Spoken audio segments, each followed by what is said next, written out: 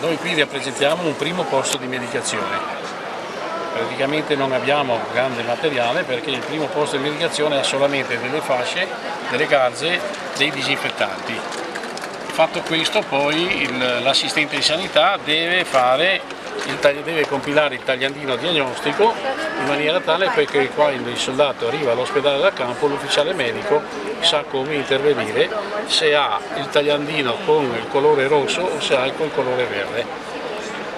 Se ha il colore rosso rimane fuori, se ha il colore verde lo portano dentro e lo curano, perché la legge di guerra dice che non si deve perdere tempo e si deve cercare di mandare più soldati possibili in prima linea, perciò prima si curano tutti quelli che hanno il colore verde e poi eventualmente si cura il colore rosso.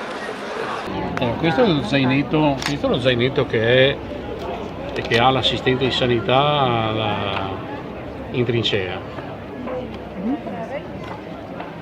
Dopodiché viene portato in un posto di soccorso.